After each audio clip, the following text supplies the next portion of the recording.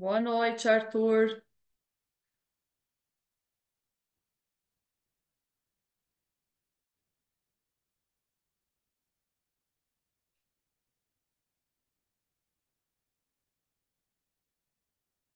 Hum.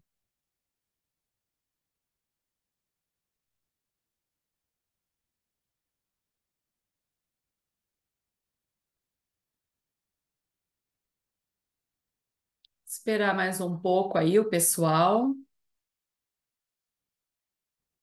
Na Esta semana eu mandei dois materiais ali para vocês. Um deles é esse aqui. Tá no livro 4, frente um. Deixa eu colocar no modo de apresentação, que eu acho que fica mais claro. Esse material é sobre pontuação, é uma revisão que eu pensei em nós fazermos para ajudá-los na questão da redação e também nas questões específicas de gramática. Aí eu separei esta aula de pontuação em dois momentos. Pensei que hoje poderíamos analisar este conteúdo nas questões mais específicas para o Enem, e daí na semana que vem analisar o conteúdo da pontuação nas questões da prova da URCS, por exemplo, para nós vermos também assim, as regras da gramática são as mesmas. No entanto, a maneira como essas escolas cobram, né? O Enem, ele tem uma política, então ele vai cobrar de uma forma, a URCS já vai cobrar de uma maneira mais intensa, uma maneira mais gramatical especificamente. Então, vamos colocar aqui. Ok. Eu tinha enviado o documento para a Michelle durante a semana, aí depois ela me mandou um WhatsApp, pedindo para que esse documento fosse enviado para vocês receberem. Aí eu não tenho certeza se vocês receberam a tempo ou se vocês estão recebendo hoje. Já receberam durante a semana, Arthur?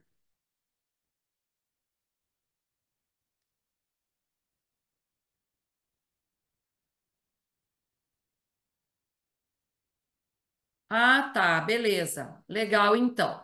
Bom, então que bom. Que daí eu tinha explicado porque vocês podem ver o material com antecedência, que daí fica melhor. Então, a primeira coisa que nós temos de saber sobre a vírgula, né? A vírgula por quê? Porque quando eu penso em elementos de pontuação, sinais de pontuação, a vírgula é a que vai nos dar um pouquinho mais de trabalho. Então, nós temos aqui, deixa eu, ué, o que que aconteceu aqui? Aqui, isso. Ok. Nós temos aqui, né, que nós não separamos os elementos da oração em uma ordem direta. Mas o que que é a ordem direta? Ela vai começar pelo sujeito, depois ela vai para o verbo do predicado. Se esse verbo exige os complementos, o objeto direto ou o objeto indireto, eles estarão ali. E por último, nós colocamos os adjuntos adverbiais, que são aquelas informações ligadas aos advérbios de tempo, de modo, de lugar, né? Enfim, então, se esta aqui é a nossa ordem direta, eu não vou colocar uma vírgula aqui, separando sujeito e predicado, não vou colocar uma vírgula aqui para separar o verbo dos complementos deste verbo, que são o objeto direto e o objeto indireto, e não vou colocar a vírgula aqui se esse adjunto adverbial está no final da oração, porque o lugar dele é ficar no final da oração. Então, significa o quê? Que se eu não posso colocar uma vírgula nestes elementos aqui, por quê? Porque eu estaria separando elementos dentro de uma ordem direta.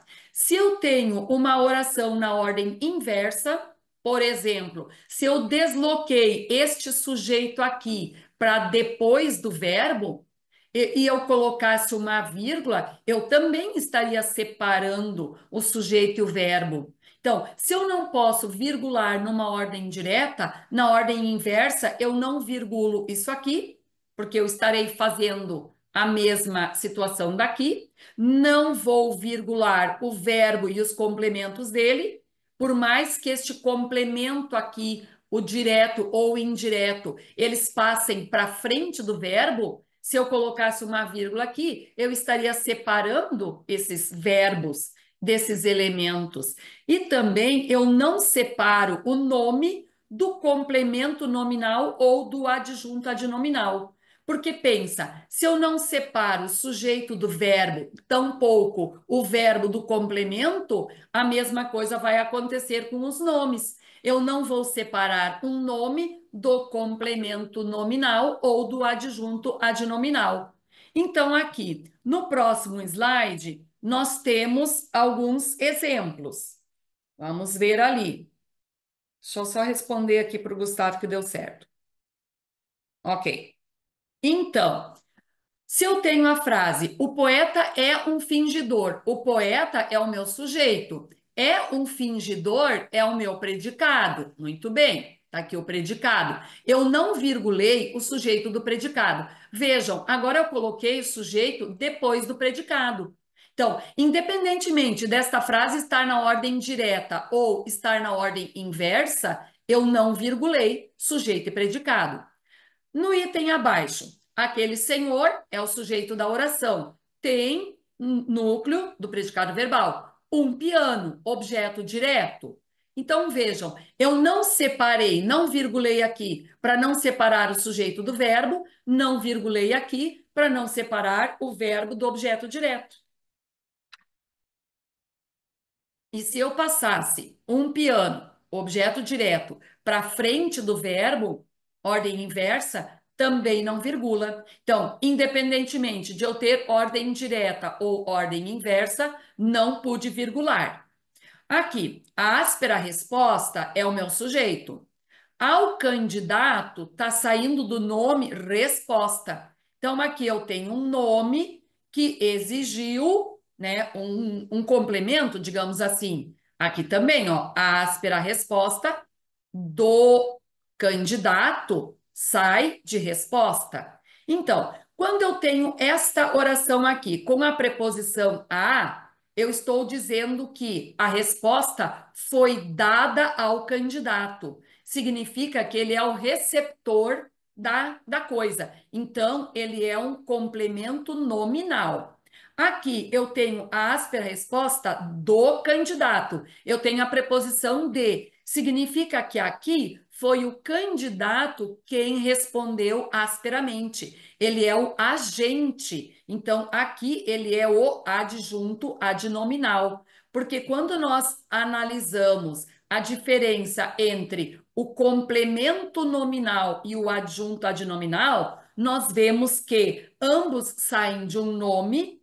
Esse nome exigiu uma preposição, mas o complemento nominal, ele sempre tem uma função de recebedor, né? A resposta ao candidato. O candidato recebeu a resposta. Então é um complemento. E já quando eu tenho a frase a resposta do candidato, a preposição de, ela significa que ele está respondendo. Então ele assume naquele contexto, desculpe, uma função agente. Então, ele é o adjunto adnominal, né? E aqui, dando sequência aqui, deixou é o verbo, o é o objeto direto. Então, não separamos sujeito do verbo, não separamos o nome do complemento ou o nome do adjunto e não separamos o verbo do objeto direto, ok? Então, para sintetizar a colocação da vírgula, seria isso aí, né? Nós não vamos virgular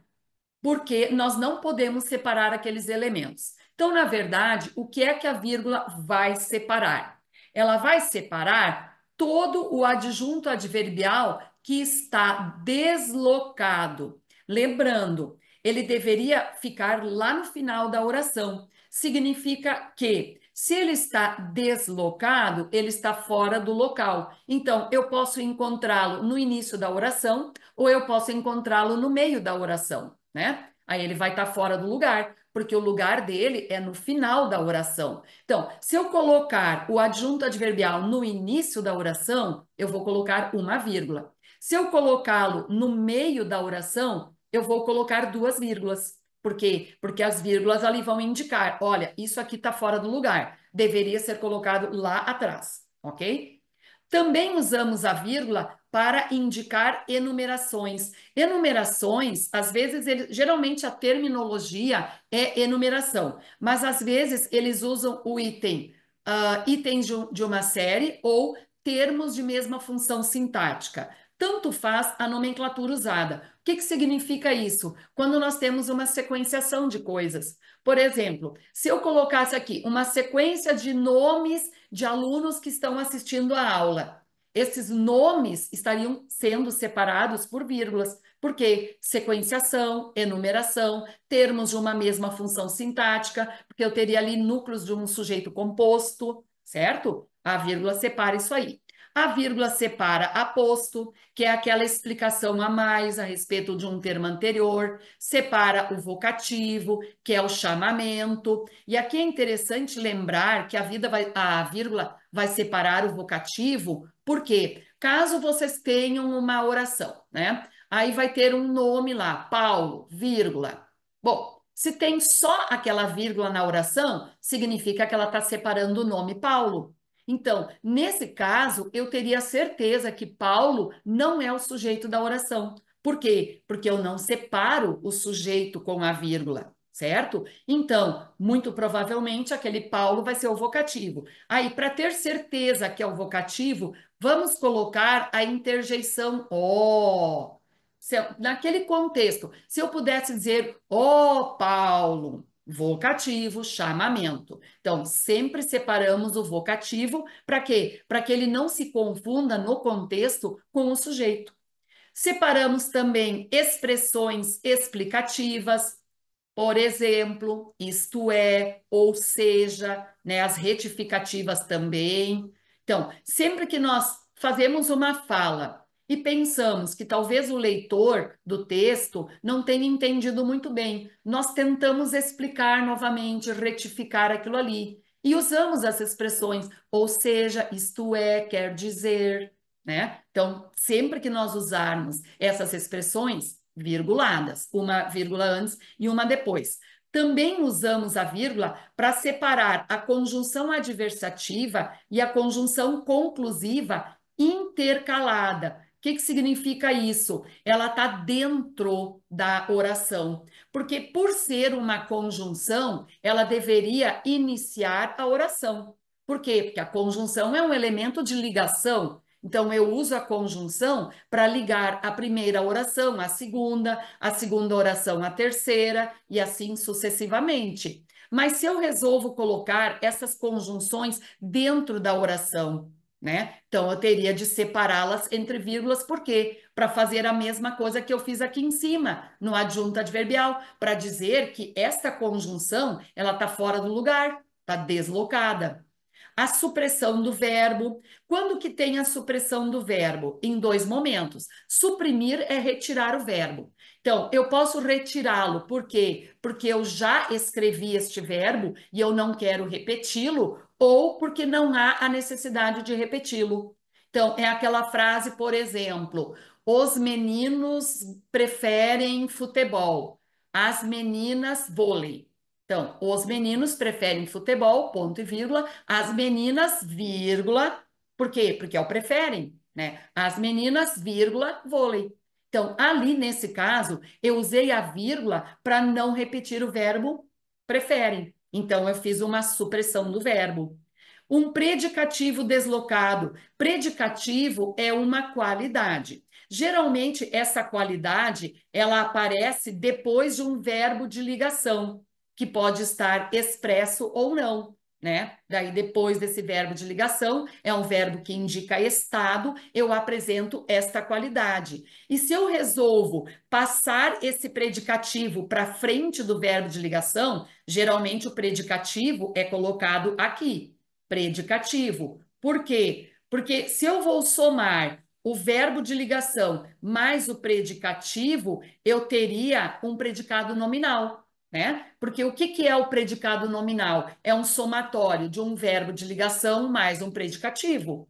Tá, então, meu predicativo fica depois do verbo, mas se eu resolvo passá-lo para cá, ele vai ficar deslocado. Aí eu posso colocar uma vírgula aqui, ok? Mas também, por ser um elemento de pouca extensão, não há necessidade. Porque a mesma coisa aqui em cima. Quando o adjunto adverbial ele é de pouca extensão, por exemplo, um adjunto adverbial de afirmação, sim, certamente, ou negação, não, nunca, jamais, ele não precisa estar virgulado, embora eu coloque no início ou no meio. Por quê? Porque é de pouca extensão, ok? E também virgulamos frases iniciadas pelas expressões e sim e não, tá? Vamos virgular também. Muito bem. Então vamos ver essa questão aqui do Enem de 2017. Vamos lá para a perguntinha. Lembrando que sempre analisamos o enunciado. A cena retrata as experiências das personagens em um país atingido por uma epidemia. No diálogo, a violação, então ele já está me dizendo que houve uma violação em determinadas regras de pontuação. Então, essa violação se dá por qual motivo? Vamos ver aqui. Letra A, incompatibilidade entre o sistema de pontuação convencional e o gênero romance? Nada a ver, gênero textual com pontuação, né, gente? Já elimina toda essa letra A aí. Provoca uma leitura equivocada das frases interrogativas ligadas a uma verossimilhança, a uma obrigação de ser uma história verossímil, verdadeira? Não seria uma violação em função disso? Singulariza o estilo do autor, ou seja, o autor sabe das regras, mas ele tem uma característica singular, uma característica dele, e por isso essa violação pode ser. Representa uma exceção às regras do sistema de pontuação? Não, nem pensar, nada de exceção. Colabora para a construção da identidade de um narrador pouco escolarizado. Vamos ao texto, então. Temos duas possibilidades aí. O homem disse: está a chover.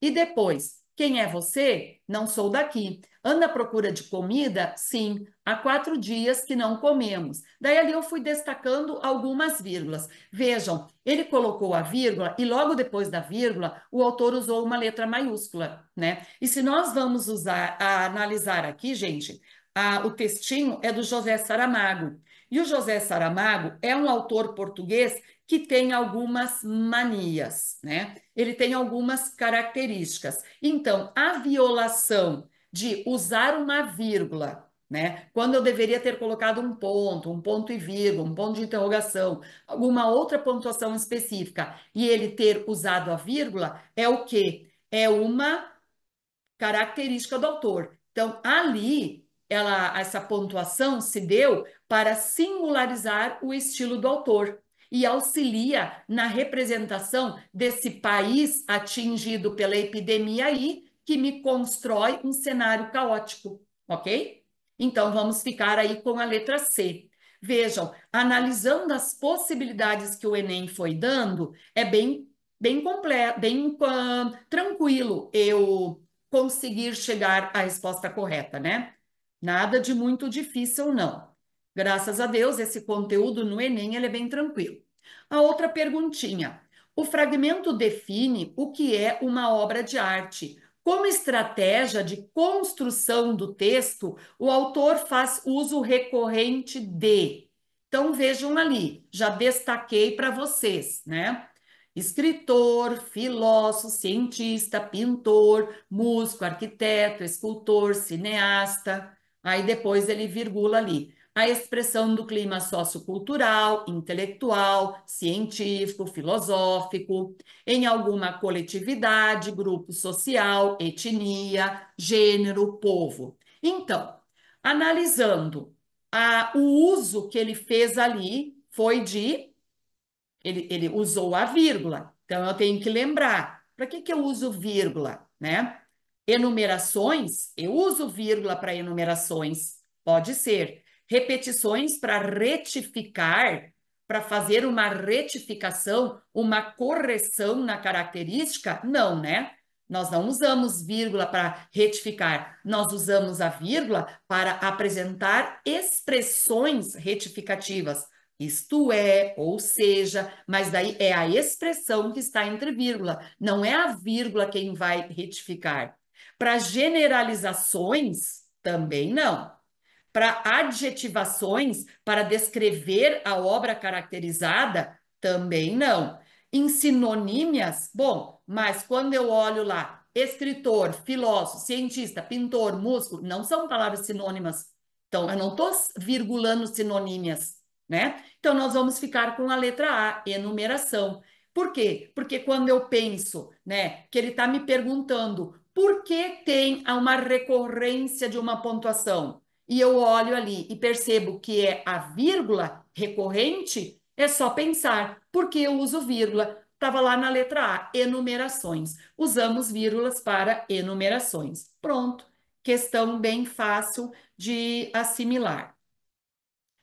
No período composto, o que que é um período composto? Quando nós temos várias orações juntas, né? Ali nós estamos lidando, nós estávamos vendo a vírgula na oração. Então era aquela questão de sujeito, predicado, os objetos, direto ou indiretos, adjuntos adnominais, adjuntos adverbiais, enfim, né? Mas agora, no período composto, quando nós tivermos uma oração dentro da outra, porque oração intercalada significa isso, né? Uma oração dentro da outra. Nós vamos usar a vírgula. Por exemplo, quando eu digo assim, chegou o padre e disse, né? Daí eu vou explicar o que que esse padre disse, né? Ou então eu posso dizer: chegou o padre e, né? Daí eu boto a fala do padre entre travessões ou então entre aspas. Os romances atuais estão trazendo o discurso direto entre aspas. E daí eu digo lá: confirmou, ou disse, ou negou, coloca um verbo de sende ali, que é uma representação de uma fala. Então, eu vou ter uma oração dentro da outra, porque no mesmo período eu tenho a fala do narrador intercalada com a fala do personagem. Então, uma oração está dentro da outra, estão intercaladas, vamos usar a vírgula. Também virgulamos orações coordenadas sem a conjunção ou com a conjunção. Então, as coordenadas são cinco: coordenada aditiva, adversativa, alternativa, conclusiva e explicativa, né? Então, independentemente de nós colocarmos a conjunção ou não, nós vamos virgular. Aí tem uma observação: caso nós tenhamos ali a conjunção e, a vírgula só aparece, daí eu vou ter vírgula e a conjunção e. A vírgula só aparece se aqui eu tiver um sujeito e aqui eu tiver outro sujeito. Digamos, antes da vírgula é o sujeito A, depois da vírgula é o sujeito B. Daí vai ter uma vírgula. Por exemplo, Maria chegou em casa, vírgula, e o marido já tinha jantado, né? Vou colocar. Agora, se eu dissesse, Maria chegou em casa e foi preparar a janta. Quem é que chegou em casa? Maria. Quem é que foi preparar a janta? A Maria. Aí eu colocaria só o e. Por quê? Porque daí eu estou usando a vírgula em orações sem a conjunção ou com a conjunção e o mesmo sujeito. Agora, diferente eu dizer Maria chegou em casa e o marido já jantara, né? Já jantaram ou jantou? Então, ali nós teríamos na primeira oração sujeito Maria, na segunda oração sujeito marido. Aí, além da conjunção, nós colocamos também a vírgula, né? Usamos vírgula no período composto nas orações subordinadas apenas na ordem inversa. Significa o quê? Que geralmente eu.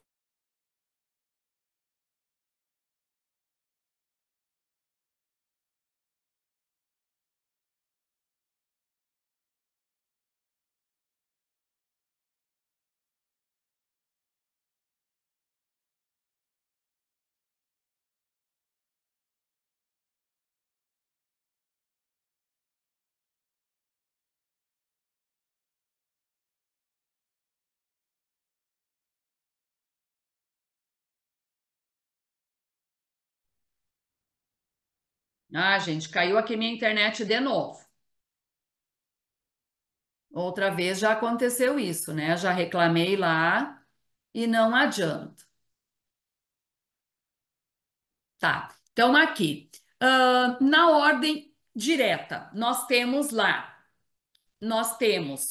a oração principal e a oração subordinada, tá? Mas digamos que eu tenha agora colocado esta minha oração, né, antes da oração principal. Aí vai estar na ordem inversa. Então, se quando eu tenho uma oração principal seguida da subordinada, eu não coloco vírgula, se eu começo pela subordinada e depois da subordinada eu coloco a oração principal, eu tenho de ter vírgula. Por exemplo, se eu dissesse: sairemos quando a aula terminar. Não coloco vírgula, porque o sairemos é a oração principal. Quando a aula terminar, foi introduzida pela conjunção quando, que é a minha conjunção subordinada.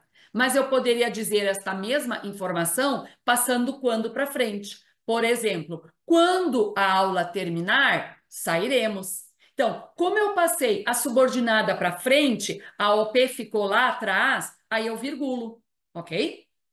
E a oração subordinada adjetiva explicativa. Toda oração adjetiva, ela começa pelo pronome relativo. Então, vocês vão ver que o conector é um pronome relativo. Muito bem. Esse pronome relativo, ele pode dar uma ideia de explicação ou uma ideia de retificação. Por exemplo, se ela dá uma ideia de explicação, ela dá uma ideia que é geral. Então, eu só tenho um conjunto. Por exemplo, eu sempre gosto de desenhar ali essa ideia de oração adjetiva explicativa ou oração adjetiva restritiva, porque a diferença entre a explicativa é que eu tenho um conjunto só. Já na restritiva, eu teria essa ideia aqui. Eu teria um conjunto dentro do outro. Então, eu restringo a minha informação. Eu falo só deste aqui. Por exemplo, se eu estou falando dos alunos, os alunos que assistem à aula, né, terão mais chances de pontuar no Enem, ok? Então, eu estou falando de um conjunto de alunos, mas eu restringi a minha fala aos alunos que assistem à aula, ok? Então, eu não vou virgular. Quando eu tenho dois conjuntos, eu não virgulo. Agora, pensem aqui, embaixo. Se a oração é uma adjetiva explicativa, eu tenho um conjunto só. Eu diria assim: o presidente, que é eleito pelo povo. Todo presidente é eleito pelo povo. Então, é uma ideia óbvia, é uma ideia geral, aí eu virgulo, ok? A oração reduzida, ela é sempre virgulada. O que significa a oração reduzida? É aquela que inicia pelos verbos da forma nominal, gerúndio, particípio ou infinitivo. Aí ali nós sempre virgulamos. Os parênteses, eles fazem o quê? Eles vão fazer a mesma coisa que a vírgula fez na oração intercalada. Vocês lembram lá? Nós usávamos vírgula quando tínhamos uma oração dentro da outra, né? Então, se eu usava a vírgula lá, eu posso usar parênteses também, tá? Os parênteses podem separar uma oração dentro da outra. Também uso os parênteses para explicações, indicações ou comentários secundários, tá? Ou então, quando esse parênteses ele indica um enunciado ou uma certa intimidade entre o escritor ali, o narrador e o leitor, tá? Daí aqui, ó, destaquei em azul. Importante isso aqui, pessoal. Se os parênteses fazem isso e a vírgula também faz, então eles podem ser substituídos ou substituíveis pela vírgula ou pelos travessões. Então, eu posso, tanto faz, colocar vírgulas para separar, colocar parênteses ou colocar travessões, ok? Essas três coisas, os parênteses, a vírgula ou os travessões, eles vão fazer a mesma coisa. Muito bem. Então, agora, nós vamos ver esta questão aqui. Vamos ver o enunciado.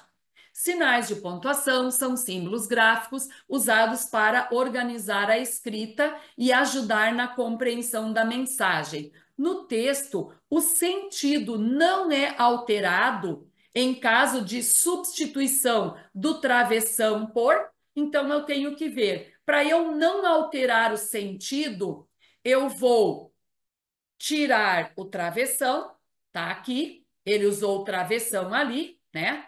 Tirar o travessão e vou substituí-lo por vírgulas. Estão vendo aqui? Letra B, vírgulas. As aspas não substituem travessão, reticências não substituem travessão, dois pontos não substituem travessão, ponto e vírgula não substituem travessões. A única possibilidade ali para nós fazermos essa mudança e não alterarmos o sentido é substituir travessão por vírgula ou parênteses, ok? Então tá bem óbvia ali a questão, né? Tava bem fácil essa questão. O ponto e vírgula, ele vai separar orações adversativas e conclusivas cuja conjunção está deslocada. Então vamos ver aqui, por exemplo, geralmente é assim: eu coloco uma oração aqui, vai ter um verbo, uma outra oração aqui, outro verbo, outra oração aqui, outro verbo. Muito bem. Então, aqui eu teria um período composto formado por 3 orações. Entre as orações, nós colocamos os elementos conectores, as conjunções. Elas vão aqui, né? Elas vão aqui. Por quê? Porque elas ligam. Mas eu posso deslocar esta conjunção. Como seria? No lugar de colocar a conjunção aqui, eu vou colocá-la aqui dentro. Então, aqui eu vou colocar o mas. Vou colocar o mas, porque pode ser adversativa ou conclusiva. Mas, porém, contudo, logo, pois, né? Vou colocar aqui. Onde é que está a minha conjunção? Dentro da oração. Então, eu tinha visto lá na colocação das vírgulas, né? Que quando nós deslocarmos a conjunção, nós vamos colocá-la entre vírgulas. Então, vejam, quando eu passei esta conjunção para cá, ela ficou dentro da oração, eu virgulei. Uma vírgula antes e uma depois, tá? Mas e daí aqui? Significa o quê? Que ficou uma lacuna.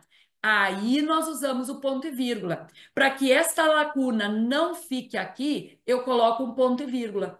Estão percebendo? Então, nesta questão, gente, nós temos duas pontuações atreladas uma à outra, né? Se eu escrevo o meu período composto colocando a conjunção no lugar dela, beleza, tá ali. Mas se eu resolvo deslocar, tirar essa conjunção e colocá-la dentro da oração, ela vem entre vírgulas, uma vírgula aqui, uma vírgula ali, e aqui, nesse buraco, nessa lacuna, eu coloco ponto e vírgula, certo? Também usamos o ponto e vírgula para separar todas as orações de sentido oposto que não tenha conjunção. Que daí, orações de sentido oposto, vai ter uma conjunção adversativa. Mas daí eu resolvi não colocar a conjunção, mas eu tenho de saber que ela deveria estar ali, ponto e vírgula. Também usamos o ponto e vírgula para separar orações enumeradas, ou seja, eu já coloquei um monte de vírgulas ali. Por quê? Porque eu estou fazendo uma enumeração. Então, se eu colocasse mais uma vírgula aqui, daria a entender que o que vem depois da vírgula faz parte da enumeração. Mas eu quero dizer, olha, dessa vírgula para cá não é mais enumeração. Então eu coloco um ponto e vírgula para dizer, olha, daqui para frente eu tenho as vírgulas por causa de uma enumeração. A partir deste ponto aqui, não é mais enumeração. Então, eu coloco um ponto e vírgula ali para encerrar a enumeração, mas não encerrar o período, ok? Nos incisos, nos itens e alíneas de leis, colocamos o ponto e vírgula também, ok? Mas isso daí é bem tranquilo, né? Nós já sabemos disso. Então, vamos. Ah, tá. Pensei que tivesse uma pergunta aqui. Tá. Então o Enem não teve nenhuma pergunta de ponto e vírgula, tá? Porque daí agora eu fui logo para a questão dos dois pontos. Então vamos ver quando nós usamos dois pontos. Quando nós temos lá um discurso direto, uma citação literal de alguém, vamos separar isso aí por dois pontos. Quando nós queremos trazer para dentro do nosso texto um detalhamento ou um aposto enumerativo, uma consequência que é resultado de alguma coisa ou um esclarecimento. Vamos colocar 2 pontos também. E na oração apositiva? A oração apositiva é separada da oração principal sempre por 2 pontos. Por exemplo, ali, quero dizer-lhes uma coisa, 2 pontos, que vocês fiquem tranquilos. Então, o que vocês fiquem tranquilos seria a minha oração apositiva, e ela foi separada da oração principal pelos 2 pontos. Então, aqui o Enem tem uma perguntinha, ó. A pergunta é: a progressão temática de um texto pode ser estruturada por meio de diferentes recursos coesivos, entre os quais se destaca a pontuação. Quando nós estudarmos os recursos coesivos, nós vamos ver que não é só a pontuação que estabelece coesão, tá? Mas é um dos recursos coesivos, a pontuação. Nesse texto, o emprego dos 2 pontos caracteriza uma operação textual realizada com a finalidade de. Ou seja, o que o Enem está perguntando aí? Qual é o objetivo desses 2 pontos aqui? Por que eu coloquei esses 2 pontos ali? Vamos ver. Para comparar elementos opostos? Não, mas elementos opostos é o ponto e vírgula quem faz, né? Ponto e vírgula. Vejam, o Enem ele não cobrou uma pergunta específica do ponto e vírgula. Mas daí, lá numa perguntinha dos 2 pontos, já na letra A, ele coloca comparar elementos opostos. Mas quando eu tenho ideias opostas, quem estabelece a coesão entre essas ideias opostas é o ponto e vírgula.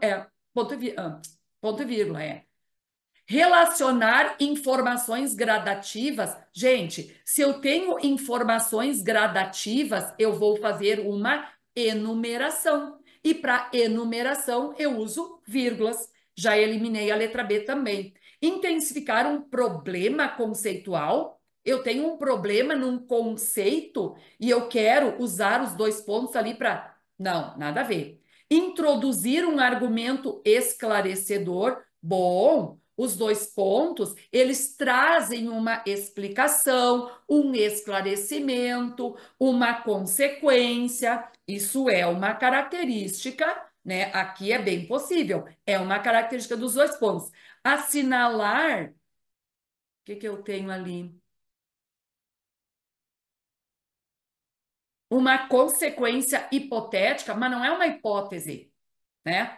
Eu até uso 2 pontos para trazer uma, mas não é uma hipótese que eu tenho ali, não.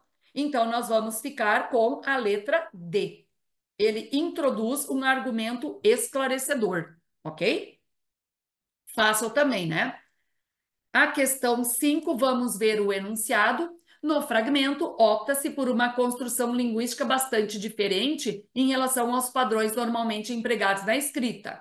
Trata-se da frase não física, 2 pontos. Nesse contexto, a escolha por se representar por extenso, porque ele escreveu por extenso, o sinal de pontuação que deveria ser utilizado. Vamos lá no textinho ver como que ele fez, né? Convencer alguém de algo é, antes de tudo, uma alternativa prática de ganhar uma questão no grito ou na violência física, ou não física. Não física, 2 pontos. Aí, um político que mente descaradamente pode cativar eleitores, uma publicidade que joga abaixo pode constranger multidões. Muito bem, então agora já vimos ali, né? Vamos voltar lá. Então, essa opção por colocar por extenso e não o sinal especificamente, deveria ser utilizado para quê? Para enfatizar a metáfora. Isso não é uma característica dos 2 pontos, né? Não está ligada a uma conotação. Diz respeito a um recurso da metalinguagem, também não é uma característica da função metalinguística. É um recurso estilístico, ou seja, foi uma característica específica, uma característica própria daquela pessoa? Pode ser, porque nós vimos lá no textinho do José Saramago que violar algumas regras pode ser uma característica do autor, né? Pode ser um recurso estilístico. Ilustrar a flexibilidade da estruturação do gênero? Não, gente. O gênero tem característica, ele não flexibiliza a linguagem, não. Prejudica a sequência do texto, provocando estranheza no leitor? Também não. Então, nós vamos colocar aqui letra C. Por quê? Porque fazer a opção pelo sinal por extenso, em vez de colocar o símbolo ali, foi um recurso estilístico, foi uma coisa do escritor mesmo, peculiar dele, particular dele. Então tá, letra C. A outra pergunta, aqui, dos dois pontos também. Nesse texto, há duas ocorrências de dois pontos. Na primeira, eles anunciam uma enumeração das negociações que podemos fazer conosco. Então, tá aqui, né? Aqui, esses dois pontos aqui estão introduzindo uma negociação. Uma hora de alegria em troca daquele sapato, uma tarde de amor em troca da prestação do carro, um fim de semana em família em lugar daquele trabalho extra. Ok, então ali ele já me disse o que os dois pontos estão fazendo. Aí ele está perguntando o seguinte, ó. Na segunda colocação ali, os dois pontos estão introduzindo o quê? Vamos ver. O que os dois pontos estão fazendo ali? Opa, passei demais. Aqui. O que os dois pontos estão fazendo ali? Então vamos ver. Sapato e roupa simbolizam mais do que isso que são. Representam uma escolha de vida, uma postura interior. Então, sapato e roupa simbolizam bem mais do que isso que são. Representam, então vamos lá, vamos ver ali a nossa perguntinha de novo, né? A opção pela segunda colocação dos dois pontos ali é uma opinião sobre o uso de jeans, camiseta e mocassins? Não. Explicação sobre o que simboliza o sapato e a roupa? Pode ser, porque ele colocou, né? Simbolizam muito mais do que são. Conclusão acerca da oposição entre otimismo e realidade? Também não. Comparação entre ostentação e conforto? Não. Retomada da ideia de negociação discutida no primeiro parágrafo? Também não. Então, nós vamos colocar aqui a letra B. Ele fez uso dos dois pontos ali, por quê? Porque ele trouxe o que simbolizam os sapatos e roupas hoje, ok? Letra B, então. Vamos passar aqui para o próximo.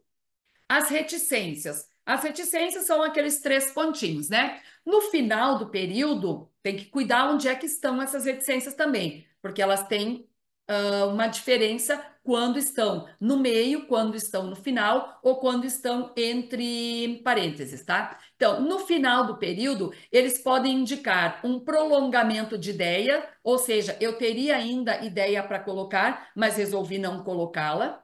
Pode indicar um movimento ou continuação de um fato, pode indicar suspensão ou interrupção de um pensamento, e nos diálogos, quando um personagem corta a fala do outro.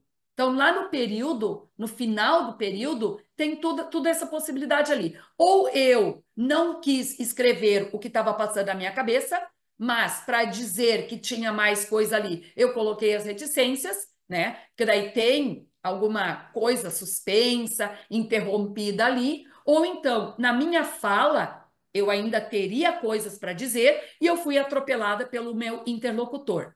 No meio do período, o que as reticências indicam no meio do período? Hesitação. Quando a pessoa não sabe se ela pode dizer aquilo ou não, então ela hesita, né? Interrupção do pensamento ou um chamamento ou uma interpelação, né? Como se fosse um vocativo. Geralmente o vocativo é usado a vírgula, mas eu posso colocar reticências também, tá?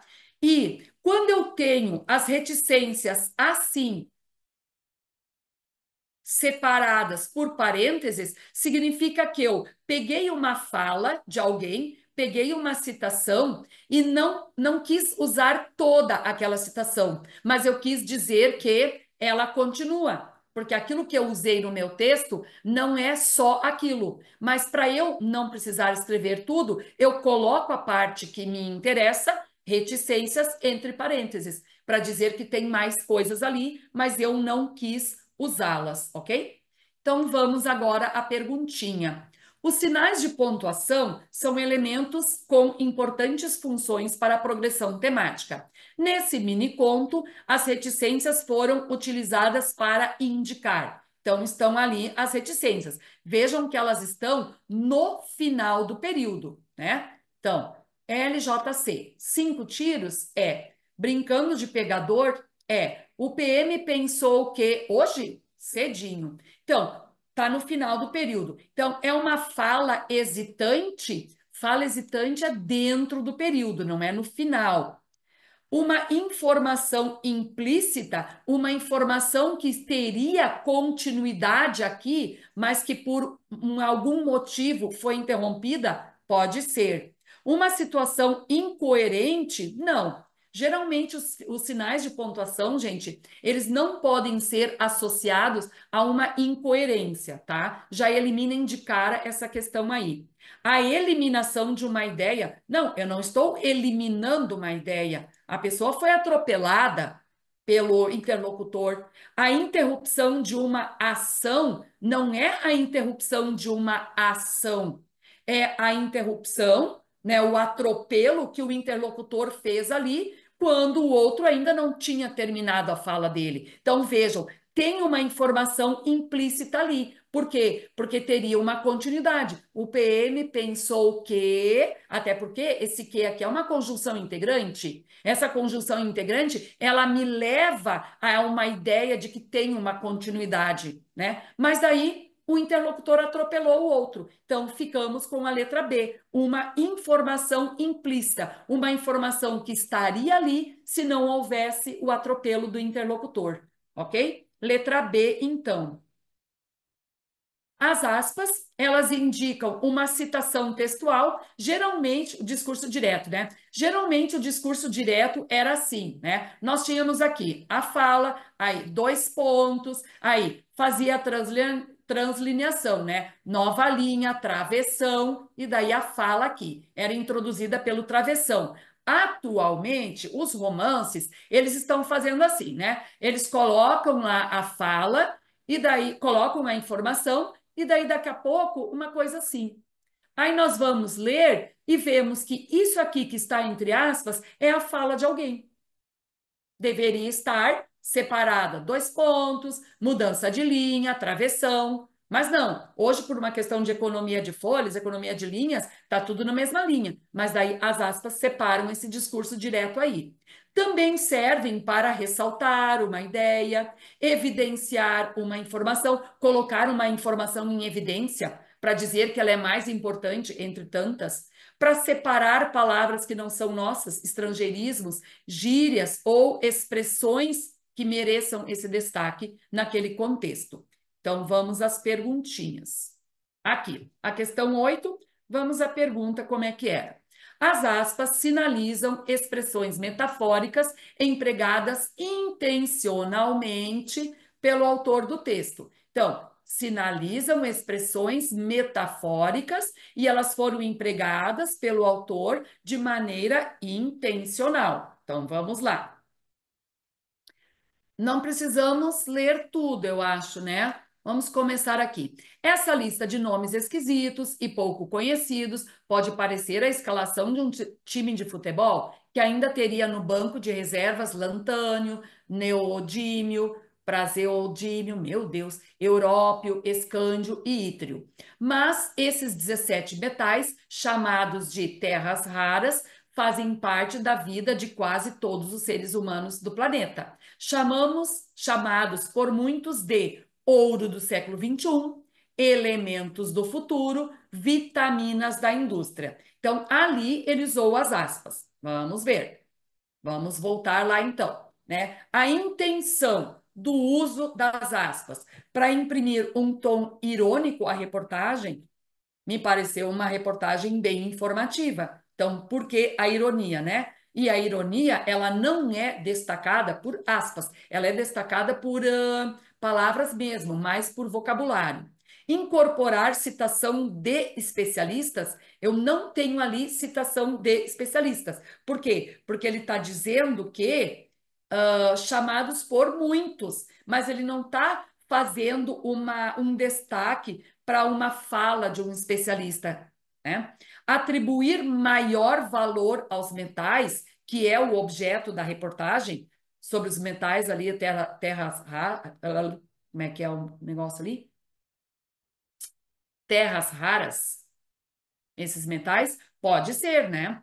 Esclarecer termos científicos não são termos científicos, marcar a apropriação de termos de outra ciência pela reportagem, nada a ver. Então, vamos eliminar a letra D, vamos eliminar a letra E, não é citação de um especialista e também as aspas não vão dar ao texto um tom irônico. Então, ali elas estão simplesmente atribuindo um maior valor aos metais, até porque ouro do século, elemento do futuro, vitaminas da indústria. Essas expressões nos remetem a essa ideia aí de valor, né? Então ficamos com a letra C.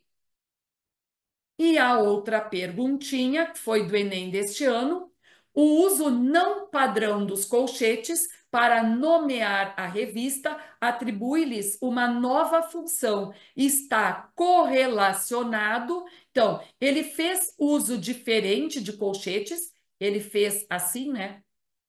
Usou os colchetes de uma maneira diferente e ele está correlacionado a quê? Então, vamos ver ali onde está esse uso dos colchetes. Como é bom reencontrar os leitores da Revista da Cultura por meio de uma publicação com outro visual, conteúdo de qualidade e interesses ampliados. Cultura. Este nome simples, e eu diria mesmo familiar, nasce entre dois colchetes, voltados para fora. E não é por acaso, são sinais abertos, receptivos, propícios à circulação de ideias. O DNA da publicação se mantém o mesmo, tá? Então já conseguimos resolver a questão, né? Então, ele relacionou esse uso diferente dos colchetes ao perfil do público-alvo, que é constituído por leitores exigentes? Não. Propósito do editor chamando atenção a um rigor normativo para os textos da revista? Também não. Exclusividade da seleção do tema divulgado pela revista? Não. Identidade da revista voltada para a recepção e a promoção de ideias circulares. Ele falou ali abertos, né? Abertos para ser receptivos. Então, identidade da revista, né? Eu teria essa ideia aqui. Mas olha o que diz daí. Padrão editorial dos artigos, nada a ver. Artigo de opinião não tem os colchetes virados como um padrão. Então, vamos ficar com a letra D, ok?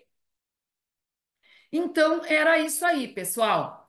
Para o Enem, para o Enem, estas são as nossas necessidades. O que que nós temos de saber em termos de pontuação para o Enem? Muito bem. Quem já deu uma espiculada lá naqueles slides da pontuação da URGS, já viu que ali a coisa é mais braba, né? Ali o bicho pega. Então, para a semana que vem, eu gostaria que vocês olhassem aquelas questões, tentassem fazê-las para que durante a aula aqui, eu até coloquei slides ali novamente com as regras, né? Mas eu selecionei para a aula de semana que vem 13 questões das últimas provas da URGS para nós darmos uma treinada nisso aí. E também lembrando, né? Treinando para a URGS, estaremos mais que preparados para a prova do Enem, ok? Então, era isso aí, pessoal. Alguma dúvida? Não? Tudo certo?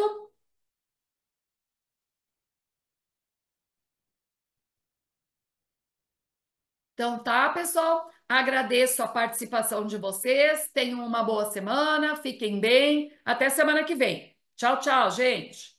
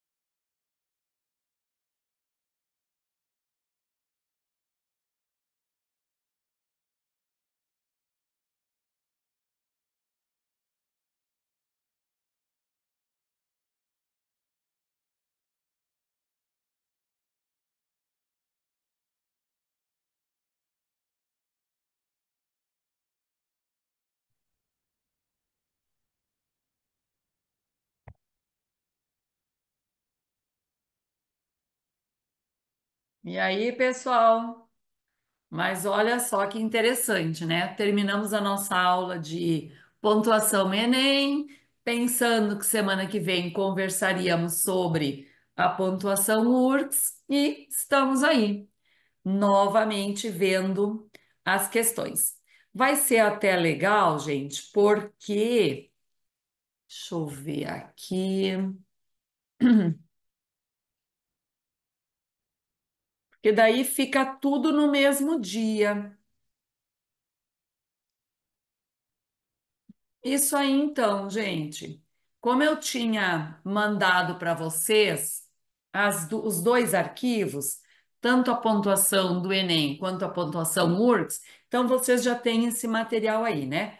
E como nós retomamos as regras para desenvolvermos as questões do Enem, agora vai ficar mais prático, mais rápido também, nós ativarmos ali as questões URCS, porque daí a regra já está bem clara na nossa cabeça.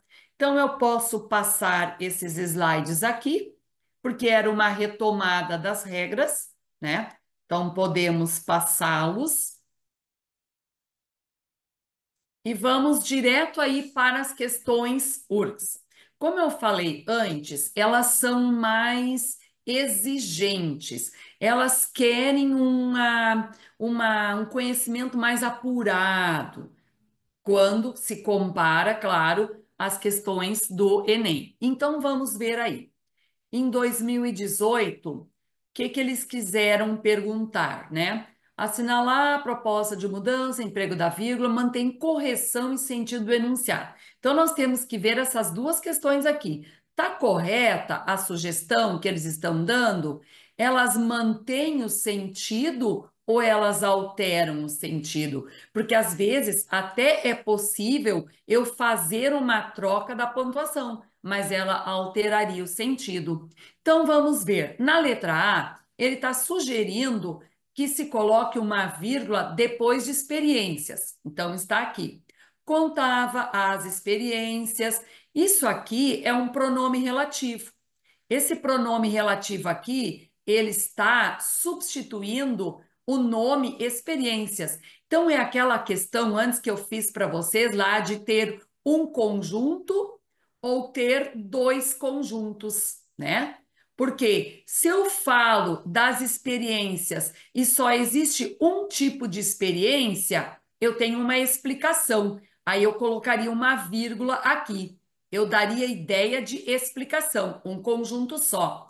Se eu não virgulo, eu tenho dois conjuntos, ou seja, pode estar correto eu colocar uma vírgula na frente do pronome relativo ou não colocar uma vírgula no pronome relativo? Tá correto. Mas se eu coloco, eu tenho um sentido, explicação. Eu tenho um conjunto. Se eu não coloco, eu tenho uma outra informação. Eu alterei este sentido. Por quê? Porque eu passo a ter dois conjuntos: o conjunto das experiências e o conjunto das experiências nazistas. Estão entendendo? Então, eu não posso aceitar a letra A como correta. Por quê? Porque quando eu tenho um pronome relativo, eu posso ter vírgula, dando uma ideia geral, explicação, ou eu posso não ter vírgula, tendo duas ideias, uma dentro da outra, certo? Então, eu alteraria o sentido ali. A letra A está fora da jogada. Letra B. A colocação da vírgula depois da palavra infelizmente. Felizmente. Bom, felizmente é um advérbio. Aí eu sei que os advérbios são as últimas informações, mas este advérbio é um advérbio de pouca extensão. Lembram que eu comentei antes do não, nunca, sim, certamente? O felizmente, ele entra nessa mesma vibe. Ele é um advérbio de pouca extensão. Então, mesmo que eu tenha colocado no início, eu posso virgular ou não virgular. Então, seria correto eu virgular? Sim, mas também, por ele ter pouca extensão, não precisaria. Então, a letra B está correta. A letra B está correta. Letra C, colocação de vírgula imediatamente após o quê? a colocação aqui. Colocação de vírgula aqui. Vamos ver. Meu pai pensava que. Quem pensa, pensa alguma coisa. Esse que aqui é uma conjunção integrante. Se ele é uma conjunção integrante, ele vai introduzir uma nova informação. Então, como ele introduz uma nova informação, eu não posso colocar uma vírgula, porque é como se eu estivesse separando o elemento que introduz e o que ele está introduzindo especificamente. Então, nem pensar em fazer isso aqui. Letra D, colocação de vírgula após país. Colocação do vírgula após aqui. Mas vejam, país é um nome. Se eu virgulo isso aqui, eu estou separando o nome do complemento dele ou do adjunto dele. E nós vimos que nós não podemos fazer isso. Então, também não vamos aceitar. E a letra E, colocação de vírgula após morte. Aqui. Vamos ver. Aquela sim, era a morte que eu almejava. Esse que aqui é pronome relativo. Ó, sempre que o que está retomando um substantivo, ele é um pronome relativo. Aqui o que retoma a morte, este que aqui retomava experiências. Vejam que este que aqui não é um pronome relativo. Por quê? Porque ele está junto do verbo pensava. E para ser pronome, ele tem que substituir o nome, né? Então vejam, aqui na questão da letra A, gente, é a mesma questão da letra E, né? Se eu virgular, eu tenho um conjunto. Se eu não virgular, eu tenho dois conjuntos. Então, se eu não pude colocar a vírgula na letra A, eu também não posso colocá-la na letra E. Então, a única possibilidade de eu fazer uma correção sem alterar o sentido é separar pela vírgula o adjunto adverbial, que, embora esteja deslocado, tenha pouca extensão, tá? Então, aqui vamos ficar com a letra B. A questão 2, também no mesmo sentido, né? Considerar sugestões e ver o que está certo. Então, ele está propondo um acréscimo de vírgula após o assim. Então, vamos colocar aqui, né? É assim que me identifico. Mas a ideia era, é assim que me identifico, né? Se eu digo é assim, é como se eu estivesse retomando uma informação anterior. Então, não dá. Eu não posso, por quê? Porque eu vou alterar a ideia. Não era essa a ideia. 2, inserção de vírgula após trás. Vamos colocar aqui. A inserção da vírgula aqui. Então, vamos ver. Cada década para trás permite salvar. Vejam, que é que permite salvar? Cada década para trás. Isso aqui é o sujeito da locução verbal permite salvar. E eu não posso separar sujeito e verbo. Então, também não é possível fazer isso aqui. Substituição dos travessões por parênteses. Vamos ver. Um prodigioso espetáculo do qual quase tudo lhe escapava. Ainda pior, inspirava troça ou desprezo. Como isso aqui é uma informação secundária, eu posso separar a informação secundária por vírgula, posso separar por travessão, posso separar por parênteses. Então, poderia substituir o travessão ali por parênteses? Poderia. Então, a questão 3 está correta. Vamos marcar a letra C, ok? Tranquilo, né? É mais fácil eu fazer a prova da URGS quando eu tenho as regrinhas bem claras na minha cabeça. E como nós analisamos antes as regrinhas, agora está muito tranquilo para nós fazermos. Vamos ver a questão 3. A inserção de vírgula depois de vagava não altera o sentido original da frase e mantém a correção gramatical. Vamos ver. Se nós colocarmos uma vírgula aqui, vamos ver o que acontece, né? Inserir uma vírgula. Então, dentro do estúdio vagava. Vagava o quê? Vagava um cheiro. Vejam, o vagava é o verbo que exigiu um complemento, um objeto direto. Então, eu não posso separar verbo do objeto direto. 2. Todos os travessões do sexto parágrafo são usados para marcarem fala dos personagens. Aqui eu separei alguns travessões e eles, de fato, estão separando as falas dos personagens. Eles poderiam estar, a fala poderia estar entre aspas, né? mas ali sim, os travessões estão marcando as falas. Essa tá certa. 3. Substituição da vírgula antes do entretanto. O entretanto é uma conjunção adversativa, por um ponto e vírgula. Então vejam, a conjunção está aqui, né? E eu só tenho um verbo aqui, faz. Então, se eu separo essa conjunção por um ponto e vírgula aqui, eu estou alterando a ideia, porque a ideia é, entretanto, a cara decepcionada de Carducci fez com que concordasse. Essa era a ideia. O entretanto é um elemento conector. Então, ele está iniciando uma informação. Mas vejam, lembram lá, eu tenho a possibilidade de não colocar a conjunção entre as orações e colocá-la dentro da oração. Mas quando eu faço esse movimento de colocá-la dentro da oração, ela vem entre vírgulas. Então, ali eu não posso colocar um ponto e vírgula e uma vírgula, porque se ela está deslocada, é uma vírgula antes e uma depois. Então, isso aqui não está certo. Vamos colocar só a 2 como correta, questão B. Aqui, 2 como correta, ok? A questão 4. A questão 4 nós temos que ver ali. Então, os travessões das linhas 33 e 44 servem para marcar diálogos, estabelecendo a delimitação temporal entre o presente das falas dos personagens e o passado em que o narrador está contando as coisas. Então, vamos ver aqui, né? Que tal? Não lhe parece um quadro? Bonito. Quer que eu tire uma foto? Não sou bom modelo. Está ótima, esqueça. Então, de fato, ali, gente, os travessões. Ah, desculpe, já fui direto para o outro, né? Vamos voltar ali. Opa! Aqui. Os travessões, eles estão marcando diálogos, tá? Estão marcando diálogos. Vamos colocar aqui um certinho. 2. As interrogações são utilizadas para o narrador criar um espaço de dúvida entre os personagens com o propósito de expressar um conflito? Vamos ver. Interrogações. Que tal?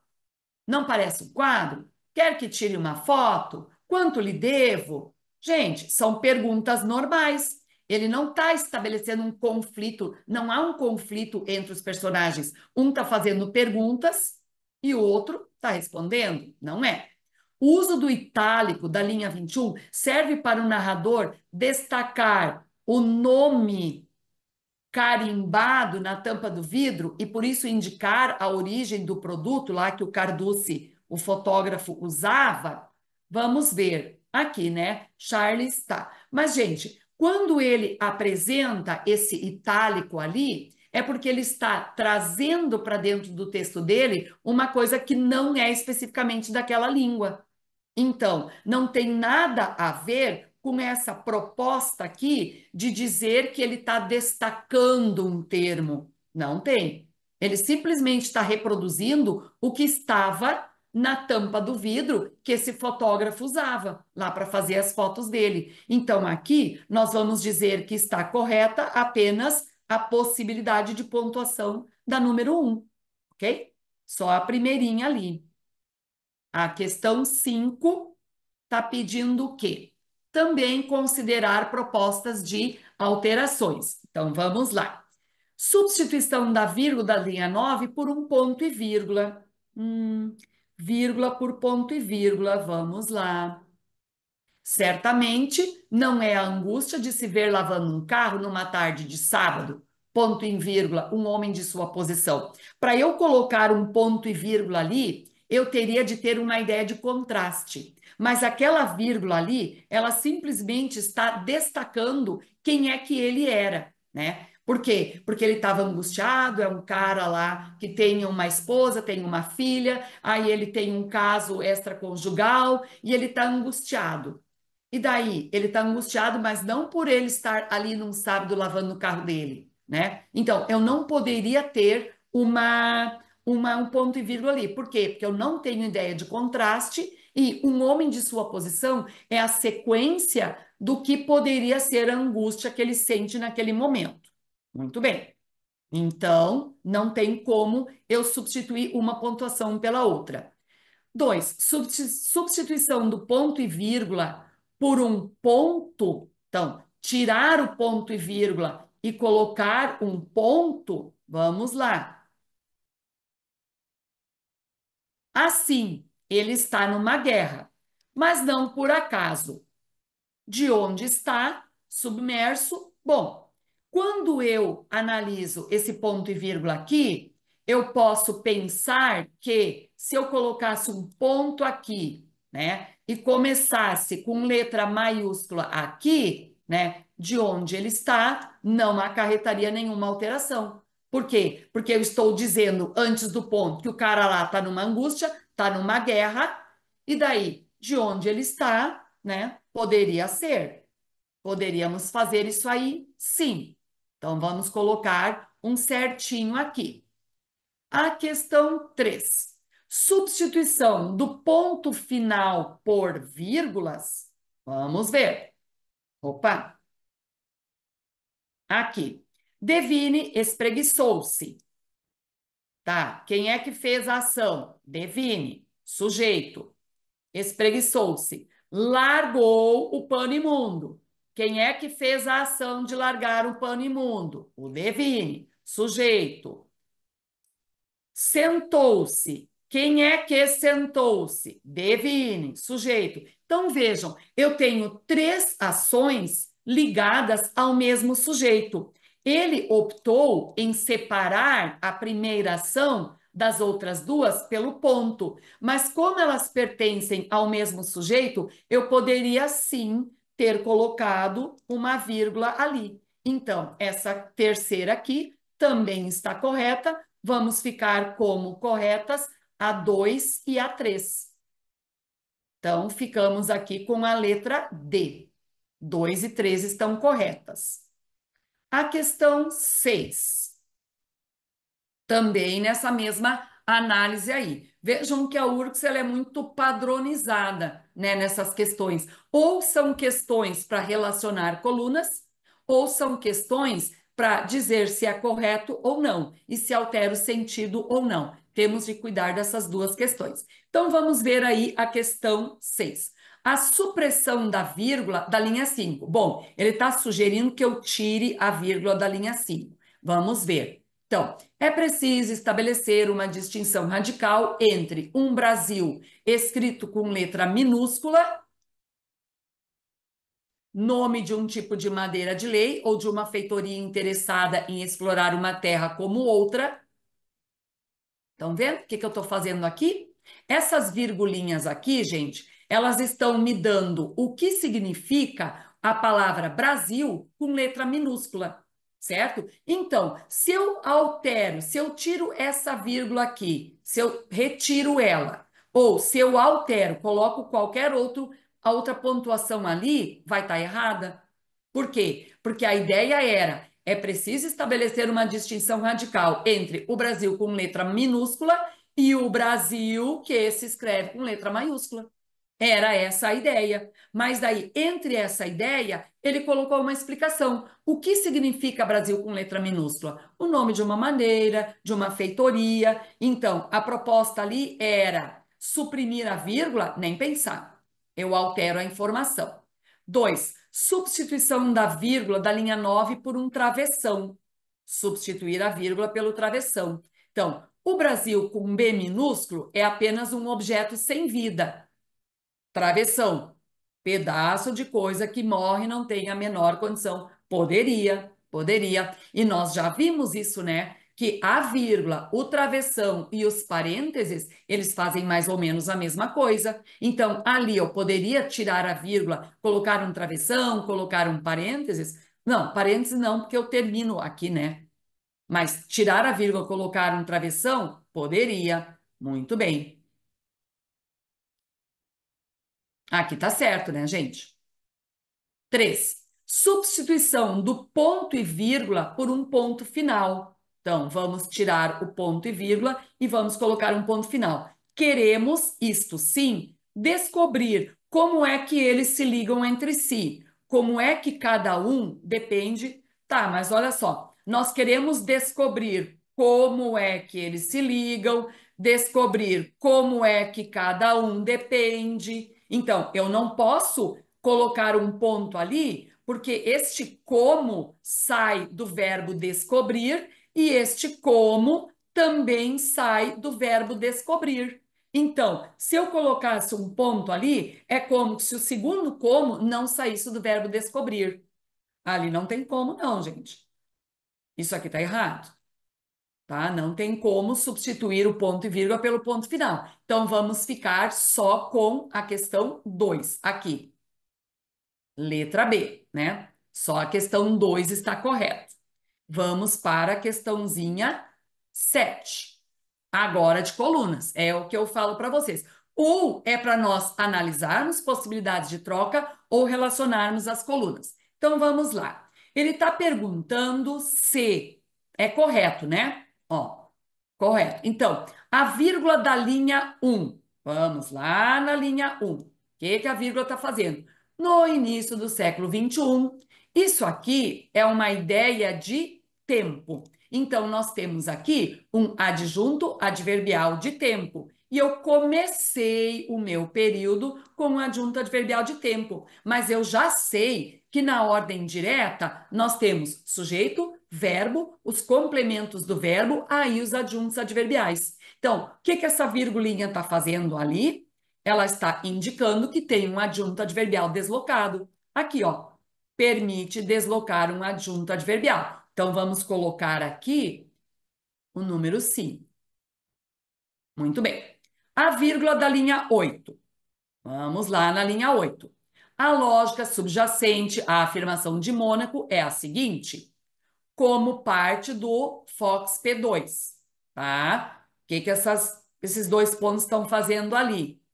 Eles estão inserindo enumeração? Não. Permitindo um comentário, realçando a inserção de um termo técnico? Sim, né? Ele está inserindo um termo técnico. Então, vamos colocar ali a questão 3. A vírgula está inserindo um termo técnico.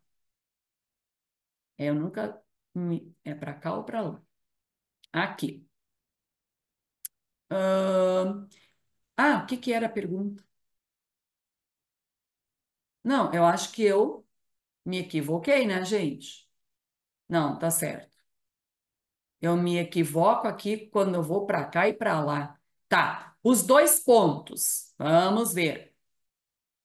Ah, não, gente. Não, não, não. Espera aí. É a vírgula da linha 8. Aqui, ó, gente, eu pulei isso aqui. Pulei isso aqui. É a vírgula. Mônaco proclamou sua possível descoberta após estudar diferentes gerações de KS. Uma família inglesa de classe média. Tá, uma família inglesa de classe média tá falando sobre a geração dos KS, KE. Bom, se isso aqui é uma explicação a respeito do termo anterior, então eu tenho um aposto. Então, aqui, deixa eu apagar isso aqui. Oi, como é que apaga isso? Borracha. Eita, tinha que estar apagando, está pintando mais ainda. Ih, gente, eu não sei apagar isso ali, não. Não sei apagar isso ali, gente, não consegui. Tô pateteando aí.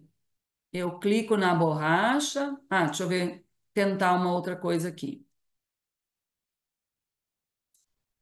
Deixa eu tentar aqui. Não estou conseguindo. Bom, essa vírgula ali, ela está fazendo isso aqui, ela está fazendo um aposto. Por quê? Lembrando, o que que é o aposto? O aposto é sempre uma explicação a respeito do termo anterior. Agora sim, agora eu tenho os dois pontos. Isso aqui é um termo técnico. Então, os dois pontos é que estão nos informando ali um termo técnico. O aposto já foi, termo técnico está aqui. Então, é o 3, né? É o 3. Tá, 3. E os parênteses? Vamos lá nos parênteses. O que os parênteses estão fazendo? Independentemente de as pesquisas de Antônio Mônaco virem a ser confirmadas ou não nas pesquisas mais recentes sobre genética humana, e há, de fato, muitos geneticistas que as refutam, bom, parece que o que está entre parênteses é uma coisa meio pessoal, é um comentário acessório. Então, vamos voltar lá. Aqui, ó, comentário acessório, comentário elucidativo. Então, vamos colocar aqui a questão 2. Então, fica essa sequência aqui. O 5, o 4, que eu não descobri cadê a borracha desse troço aqui, o 3 e o 2. Essa seria a nossa alternativa, ok? A questão 8, vamos lá para a questão 8, também de relacionar colunas. O bom de quando tem essa relação entre colunas é que a regra está ali, né? Quando nós temos que analisar se pode ou não pode, nós temos de lembrar da regra. Aqui a regra já está. Então vamos ver. As vírgulas da linha 31 e 32. Vamos lá na linha 31 e 32. Aqui. Essa visão, a de Homo sapiens, é uma definição do homem pela razão. De Homo faber, do homem como trabalhador. De Homo economicus, movido pelo lucro. Então, vejam, aqui no início ele tem assim, essa visão é a de Homo sapiens, é uma definição do homem pela razão. A de Homo faber é uma definição do homem como trabalhador. A de Homo economicus é a definição. Vocês estão vendo que essa vírgula aqui, ela sempre está substituindo um verbo que eu suprimi, porque eu já escrevi esse verbo na primeira informação, quando eu falei do Homo sapiens, movido pela razão, não quis repetir quando eu falei do Homo faber, que é o trabalhador, e do Homo economicus, que é dos lucros econômicos, ok? Então, pelo fato de eu já ter o verbo na primeira informação, eu posso deixá-lo ali em suspenso, mas no lugar dele colocar uma vírgula, ok? Então, isso aí seria uma supressão, né? Então, as vírgulas ali estão assinalando uma elipse. Elipse ou supressão, tá? Aqui nós poderíamos ter supressão também. Ele poderia ter colocado ou elipse ou supressão. Ok. Então, aqui estão fazendo essa elipse, essa supressão. Os dois pontos. Os dois pontos. O que eles estão fazendo? Que esquece o principal, a relação do sapiens demens, que esquece o principal. Daí ele explica ali. Por quê? Porque ele já me falou dessa relação entre o sapiens e o demens. Então, onde é que está isso aí? Assinalar uma síntese do dito e a inserção de um argumento que pode se destacar. Essa aqui, é a questão 4. Porque ele já tinha me falado do homem aqui ligado pela razão, pela sapiência, pelo conhecimento, e o demente, ou seja, o homem problemático, né? E a pessoa esquece disso. Daí ele volta lá para realçar, para reforçar essa ideia. Muito bem. Então, colocamos ali, né? A síntese do que foi dito. E a vírgula da linha 49, que é que a vírgula está fazendo ali, a compreensão nos torna mais generosos com relação ao outro. E o criminoso, vejam aqui, nós temos o articulador e. A URGS quer saber quando é que eu virgulo colocando a conjunção e em dois momentos. Ou porque eu tive sujeitos diferentes. Então, quem é que nos torna mais generosos? A compreensão, sujeito.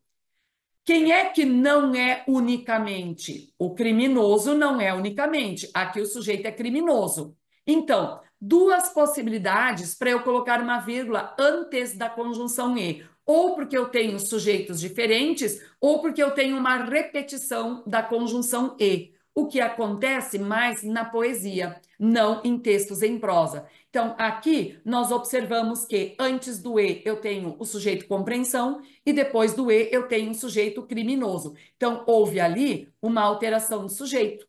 Então, assinalar a adição de um período que apresenta sujeito diferente. Muito bem. Então, aqui nós temos a questão 3. Então, a sequência ficaria 1, 4, 3, ok? A questão 9, opa, questão 9, também de relacionar colunas, bem legal. Então, vamos lá, os dois pontos, da linha 15 e da linha 62, vamos lá, 2 pontos. Então, sofre minha mãe, sempre sofreu, infância carente, pai cruel, aqui está explicando o porquê que a mãe sofreu, porque ela teve uma infância carente, um pai cruel, beleza, que é uma explicação. Você me perdoa, mas aí comete um engano mortal. Insensivelmente, aqui também ele vai explicar qual foi o engano mortal. Então, nós temos aqui os dois pontos, separando uma explicação, e aqui também. Aqui ele explica por que a mãe sofreu, e aqui ele explica qual foi o engano mortal. Então, vamos lá nas nossas opções. Anuncia explicações. Explicações. Ok. Vamos colocar ali questão 2. Ok. Exclamação da linha 27. Vamos lá. Exclamação. Aqui. Não me abandone, Mariana. Não me abandone. Muito bem. Vamos lá. Exemplificação? Não. Incita a resposta? Não. Enfatiza um período? Pedido? Sim. Está pedindo, né? Não me abandone. Está enfatizando um pedido. 4, ok. A interrogação. O que a interrogação está fazendo? Mas o seu filho gosta de rock? Que você saiba, seu filho gosta de rock? Que está sendo incisivo, né, nas perguntas. Opa, está sendo incisivo nas perguntas. Então, ele está exigindo uma resposta, está incitando uma resposta. Ela quer que o outro responda. Vamos colocar a questão 3 aqui. Então, ficamos com 2, 4, 3. Essa sequência aí. Tranquilo, né? Questão 10. Vamos lá. A 10 é de analisar. Voltou para aquela coisa de analisar. Então, vamos lá. Substituição dos dois pontos por um ponto final. Substituir dos dois pontos por ponto final. Então, tá aqui, né? O resultado é um sistema social dividido e até mesmo equilibrado entre duas unidades sociais básicas: o indivíduo e a pessoa. Então, ele está dizendo quais são as unidades sociais básicas, o indivíduo e a pessoa. Ele está explicando. Então, se eu tiro aqueles dois pontos ali, opa, e coloco um ponto final, eu perco a minha ideia, eu altero o sentido. Então, aqui não dá, não tem como, porque eu alterei o sentido. 2. Substituição de dois pontos por uma vírgula. Vamos lá, linha 38. Aqui. Ou seja, é uma daquelas expressões de exemplificação, explicação, retificação. Ou seja, isto é, por exemplo, sendo assim. Então, eu posso tirar os dois pontos ali e colocar uma vírgula? Claro, claro. Por quê? Porque geralmente essas expressões são virguladas. Ai, pulei, né, gente? Eita, pateta. Aqui. Então, aqui nós vamos colocar sim, tá certo? 3. Supressão. Supressão é retirar. Dá vírgula depois do diz. Tirar a vírgula depois do diz. Então, como ela é insensível e não é gente como nós, todo mundo fica, como se diz, numa boa. Se eu tiro essa vírgula aqui, daí eu vou ter a ideia assim, como se diz numa boa. Mas é como se diz, numa boa. Tá entendendo? Essas vírgulas aqui Elas estão separando o numa boa. Se eu tiro esta vírgula aqui, eu alterei o sentido. Então, eu não posso fazer isso aí, não. Por quê? Porque se eu tiro a vírgula dali, eu altero o sentido. Então, aqui, nós vamos ficar só com a questão 2 como correta. Letra B. Letra B é a nossa letrinha. Cara, eu não entendi por que a 3 não tá correta. Tá, vamos voltar lá então. Ele está pedindo que nós façamos a retirada da vírgula depois do diz. Então, vamos voltar ali. A ideia era a seguinte: como ela é insensível e não é gente como nós, todo mundo fica, como se diz, numa boa. Porque quando tem a vírgula ali, tem uma pausa interna. E ele está dizendo que para eu retirar a vírgula, mas se eu retiro a vírgula, eu tenho que ler tudo isso aqui corrido, sem a pausa interna. Então, eu vou ler fazendo a pausa interna e depois eu vou ler sem a pausa interna. Vamos lá. Como se diz numa boa? Como se diz numa boa? Eu altero o sentido. Porque ali é eu dizer que ela é insensível e não é gente como nós, como se diz, né? Ou seja, todo mundo diz e diz numa boa. Mas se eu tiro a vírgula dali, eu estou dando toda aquela informação como se diz numa boa.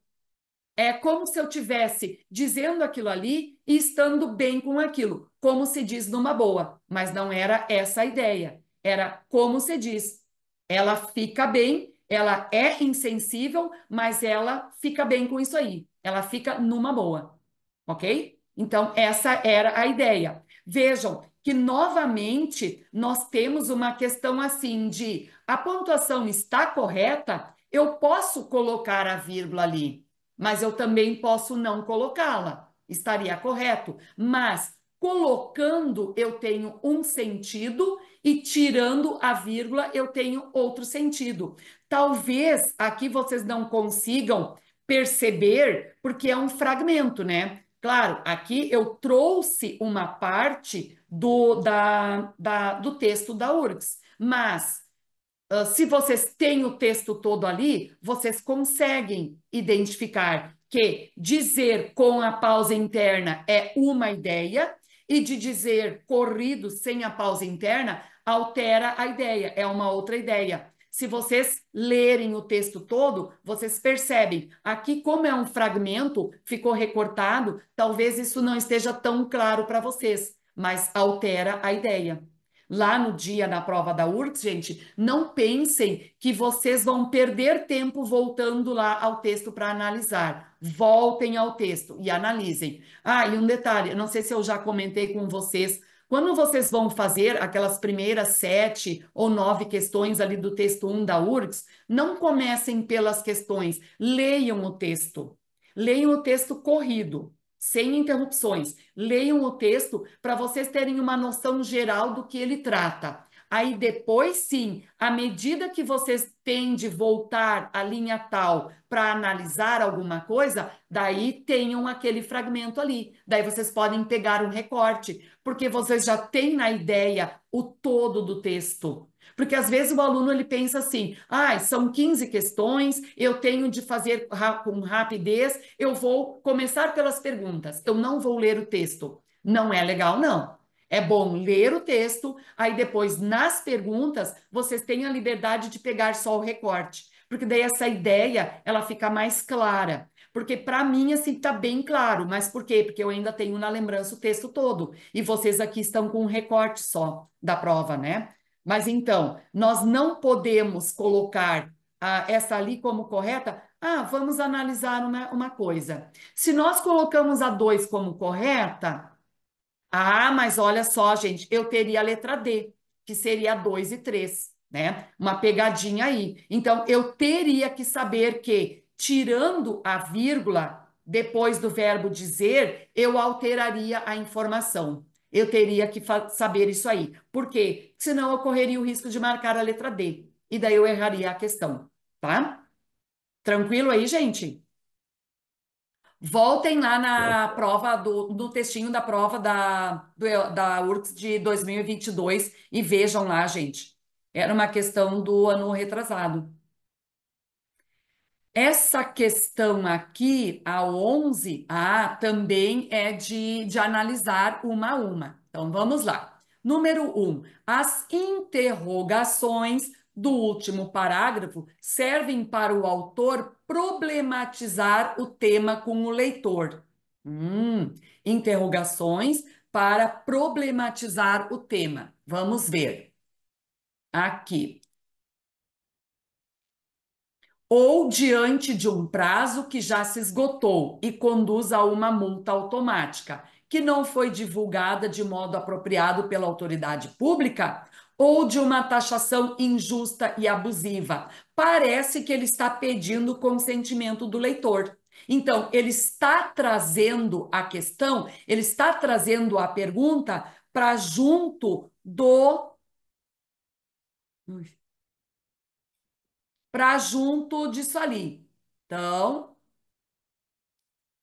vamos lá. Tá certo isso aí? Tá certo. Eles colocaram certinho aqui. 2. Os parênteses do segundo parágrafo servem para o autor explicar termos para o leitor. Os parênteses explicam termos para o leitor? Vamos ver. E até mesmo equilibrado entre duas unidades sociais básicas. Ah, já tínhamos visto antes a questão aqui dos dois pontos, né? Unidades básicas, o indivíduo e a outra unidade básica é a pessoa. Mas daí ele usou os parênteses para explicar qual é a primeira unidade básica, a do indivíduo, e depois ele usou novamente parênteses para explicar qual é a segunda unidade básica, a pessoa. Ele poderia ter colocado ali travessões ou ele poderia ter colocado vírgulas. Ok, então vamos lá. Tá correto isso aí? Tá correto. Tá correto. Ele optou pelos parênteses, poderiam ter sido travessões também. 3. As aspas do terceiro parágrafo servem para o autor introduzir passagens citadas de outros contextos. Vamos ver. Passagens de outros contextos. É quando ele traz uma ideia, faz uma intertextualidade, traz uma ideia para dentro do texto dele.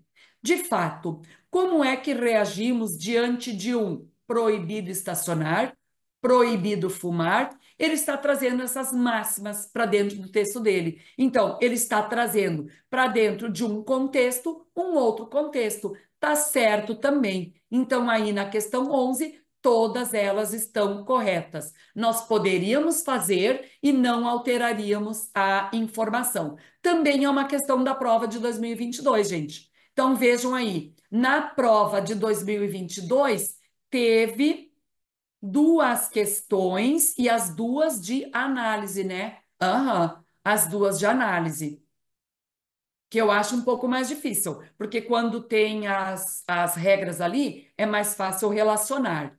Então, vamos ver, ó, essa aqui é fácil, isso aqui tá a regrinha ali, é só nós relacionarmos. Então, vamos lá, os dois pontos da linha 16 e da linha 31. Dois pontos, vamos lá. Aqui. Para decidir sobre essa nova rota, ele deverá considerar a nova distância a ser percorrida, o tempo gasto no deslocamento, a quantidade de cruzamentos existentes. Então, vejam, nós temos vírgulas aqui. E essas vírgulas estão trazendo uma sequenciação, elas estão trazendo uma enumeração. E eu, quando introduzo uma enumeração, eu posso colocar dois pontos. Eu não preciso colocar os dois pontos, porque eu posso emendar a minha enumeração sem a pontuação ali dos dois pontos, tá? Mas ali nós temos uma enumeração. A segunda aqui. Para a escolha adequada do local de sua morada em São Paulo, o casal deverá levar em conta, além do valor do apartamento, também outros critérios. variação de preços do imóvel por bairro, distância do apartamento até a escola. Então, vejam, aqui ele também está fazendo uma sequenciação, uma enumeração dos outros critérios que esse casal deverá levar em conta. Então, tanto aqui nessa linha quanto nesta aqui, os dois pontos foram usados para antecipar uma enumeração. Então, vamos colocar ali. Vamos voltar aqui. Onde é que diz isso? Aqui. Enunciar enumeração. Muito bem. 3. O itálico, da linha 50 e 51. O que o itálico está fazendo lá? Aqui. Nossas protagonistas deverão realizar, primeiramente, uma análise geoespacial. Está trazendo um termo para dentro do texto, né? Daí ele colocou em itálico para realçar esse termo aí, que não é muito comum. Então, o itálico para destacar uma coisa que não é muito comum, uma expressão técnica, tá aqui. Expressão técnica. Então, vamos colocar ali. Por quê? Porque é uma nomenclatura mais diretamente ligada a uma área do conhecimento. Muito bem, tá ali. Ok. A outra era as aspas. As aspas. Vamos ver aqui. Na primeira, o trabalhador pergunta: qual a melhor rota a seguir desde este ponto onde estou até o lugar de meu trabalho, neste horário de segunda-feira? Então, na primeira, o trabalhador pergunta. Aqui ele está fazendo um discurso direto. Ele está fazendo na fala dele, reproduzindo a fala de uma outra pessoa. Então, permite supor questionamentos atribuídos aos protagonistas, né? É um discurso, uma pergunta que seria de outra pessoa. Questão 2, então. E a vírgula da linha 83, vamos lá, vírgula da linha 83, aqui.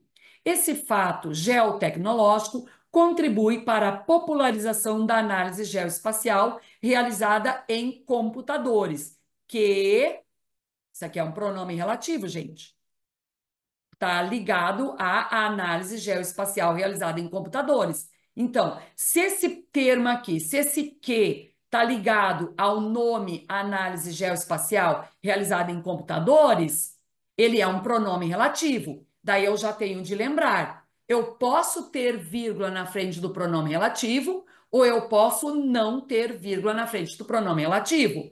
No entanto, se eu virgulo, que foi o caso aqui, né? Aconteceu a vírgula, significa que eu tenho um conjunto, né? Se eu não coloco a vírgula, eu estou restringindo, eu estou falando de um conjunto dentro do outro. Então, sempre que eu tenho um conjunto, eu virgulo. Por quê? Porque eu tenho uma explicação.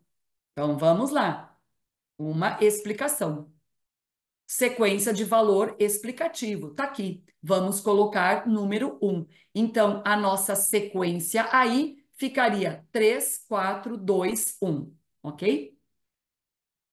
3, 4, 2, 1. Eu não acabei não colocando ali as alternativas, mas daí depois vocês procurem lá, gente. É 3, 4, 2, 1. Essa é a sequência. A questão 13 e a última questão. Até foi bom, né, termos as duas aulas hoje, porque eu pensei que semana que vem não teríamos tempo de fazermos tudo isso aí, porque eu teria de retomar as regras com vocês. Fazendo as duas aulas hoje, nós ganhamos tempo. Então, essa questão aqui é de analisar, né? Colocar verdadeiro ou falso. Então, vamos lá. As interrogações servem para o autor problematizar o tema do texto e exigir uma resposta do leitor. As interrogações estão problematizando, estão exigindo uma resposta do leitor? Vamos ver. Às vezes, me perguntam quantas palavras uma pessoa sabe?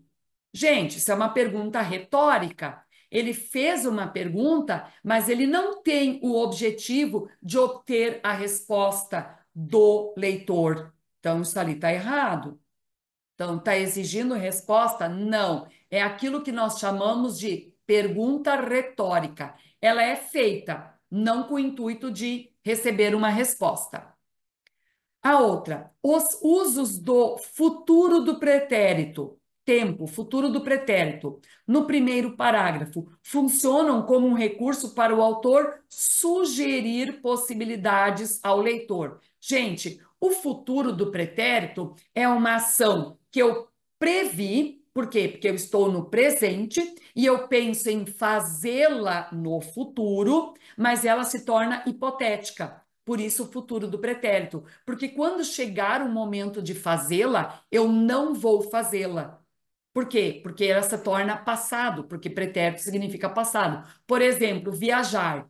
Eu viajaria, tu viajarias, ele viajaria, né? Quando eu conjugo o verbo viajar no futuro do pretérito, eu estou aqui no dia 7 de agosto, preparando uma viagem para fazer em dezembro. Quando chegar o momento, chegar dezembro, eu direi, eu viajaria, mas, estão percebendo? O futuro do pretérito é uma ação feita, pensada no presente para um futuro. Mas daí, como ela é futuro do pretérito, quando chegar o momento de realizá-la, ela se torna passado, ela não vai ser realizada. Então, ele sugere possibilidades, bom, pelo simples fato de eu saber o que o tempo futuro do pretérito faz, eu já marcaria de cara aqui verdadeiro, verdadeiro, tá? Mas vamos ver, vamos lá. Talvez na hora da prova não lembramos disso aí. Então, essa é uma pergunta importante, principalmente para quem ensina língua estrangeira. Seria muito útil. Olha, seria. Seria por quê? Porque ele fica na hipótese, é hipotético, é duvidoso, né? Deveria ser, mas quando chega o momento, não é, tá?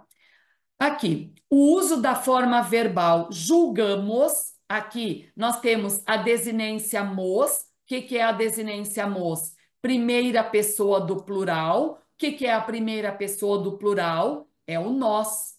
Nós já vimos isso aqui lá nos processos de formação de palavras, né? Então, o uso da forma verbal julgamos no plural, primeira pessoa do plural, refere-se ao autor e aos demais falantes da língua portuguesa, incluindo os leitores. Bom, pelo simples fato de eu entender o que essa desinência número pessoal, essa desinência de primeira pessoa do plural faz, eu já entendo que ele conjugou o verbo na primeira pessoa para ter a adesão de todos, inclusive dos leitores. Então, eu já colocaria aqui de cara um Vzinho, verdadeiro. Mas vamos lá.